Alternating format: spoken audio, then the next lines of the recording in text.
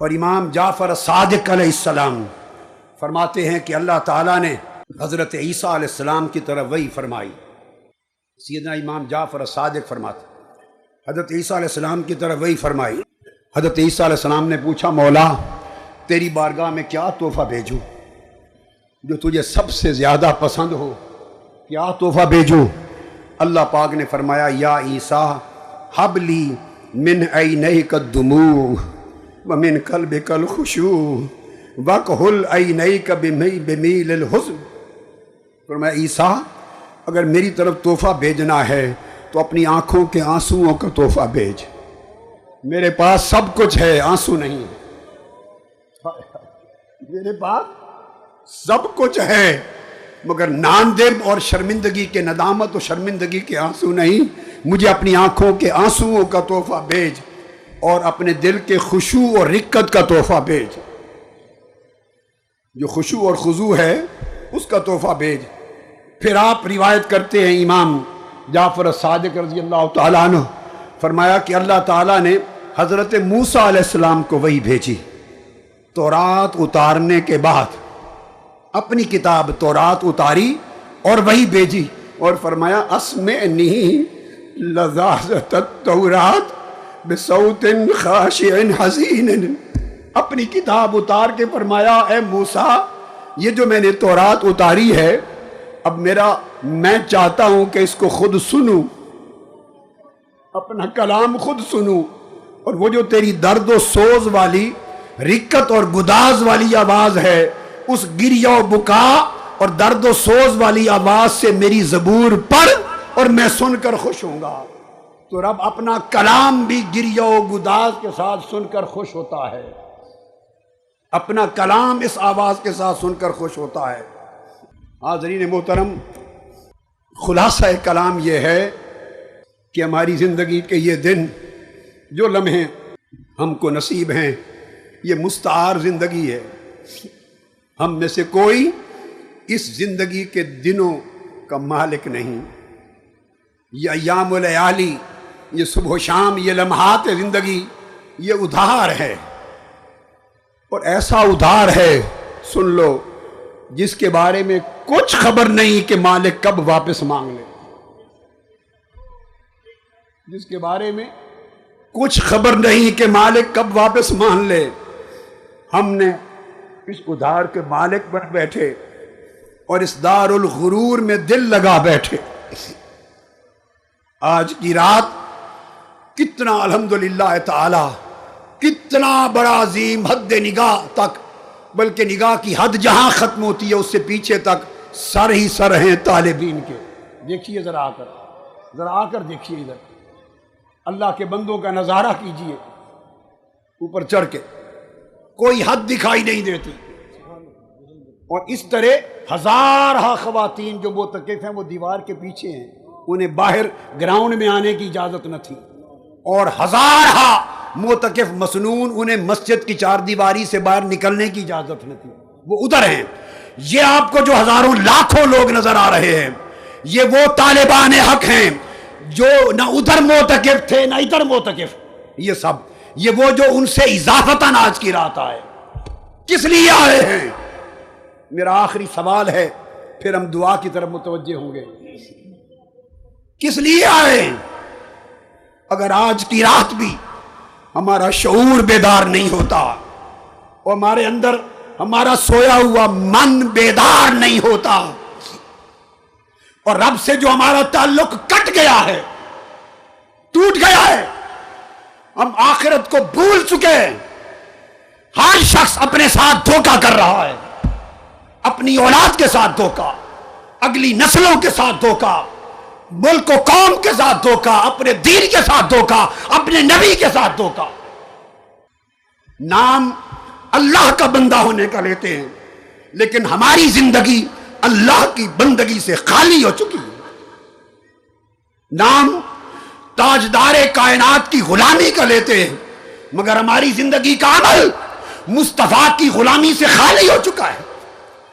کتنے لوگ ہیں جو پابندی کے ساتھ ہر روز 5 مرتبہ اپنی جبین نیاز اللہ کے حضور چکاتے ہیں، یہ 17-18 کروڑ کا ملک پاکستان اور مسجدوں میں نمازیوں کی تعداد، اس کی گنتی کر لو، اور پھر اللہ کی رحمت کے طلبگار بنتے ہیں ہم، اس سے منہ موڑ کر، اللہ سے بے وفائی کر کے، نافرمانی کر کے ہم اس کی رحمت کے طلبگار بنتے ہیں۔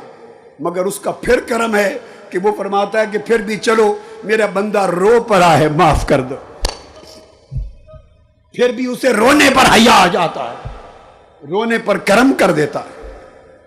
کتنے ہیں جو آقا کی غلامی کا، امتی ہونے کا دم بھرتے ہیں، اور ہماری زندگی میں اتباع سنت محمدی ہے، اس وہ سیرت محمدی کی جھلک ہے۔ کتنوں کی زندگی تاجدار کائنات کی سیرت و سنت کے مطابق بسر ہو رہی ہے۔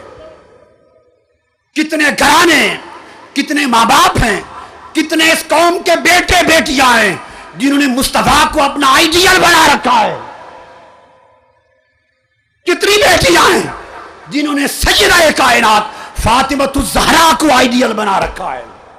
ہمارے آئیڈیل کچھ اور، ہماری دوستیاں کسی اور جگہ، رجحان کسی اور جگہ، لالچ کسی اور شے کا، طلب اور چاہت کسی اور شے کی، نام خدا و مصطفیٰ کا۔ دل پتھروں سے سخت ہیں، آنکھوں کے چشمے سوکھ گئے ہیں، ہمارے تعلق ٹوٹ گئے ہیں۔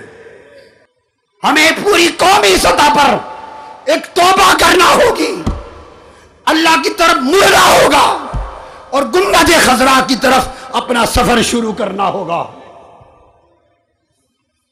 تحریک منہاج القرآن، میں نے زندگی اس تحریک کو، اس قوم کو، آقا کی امت کے جوانوں کو دے دی، اور میں آج خدا کو حاضر و ناظر جان کے بنا رہا ہوں۔ 25، 26، 27 سال پہلے جس کنال کے گھر میں رہتا تھا، آج میرے بچوں کی شادی ہو گئی، ان کی اولادیں، سارے ملک میں اس گھر کے سوا 1 انچ بھی زمین میں نے نہیں بنائی نا میرے پاس۔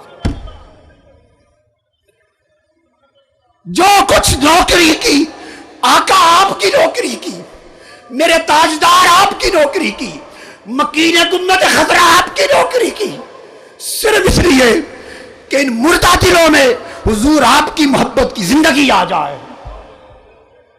اور آج بد عقیدگی کی لہر ہے، بے دینی اور بد عقیدگی کی لہر ہے۔ مصطفیٰ کی محبت، مصطفیٰ کا ادب، رسول کی تعظیم، رسول کا تعلق جڑ جڑ سے کاٹا جا رہا ہے اور کھینچا جا رہا ہے، اور مسلمانوں کو رسول سے بیگانہ بنایا جا رہا ہے، حضور کے غلاموں کو اپنے آقا سے بیگانہ بنایا جا رہا ہے، اور دنیا اور مال اللہ کے بندوں کو اللہ کا بیگانہ بنا رہی ہے۔ میرا جینا مرنا، میں تو ہمیشہ نہیں رہوں گا، یہ ایک آواز ہے، آپ سنتے ہیں لوگوں، کچھ عرصہ اور رہے گی، کچھ دن اور ہوگی، جب اللہ نے چاہا یہ بھی بند ہو جائے گی۔ میری آرزو یہ ہے کہ میرے جیتے جیتے میری آنکھوں کے سامنے پاکستان کی نسلیں مصطفیٰ کے عاشق بن جائیں۔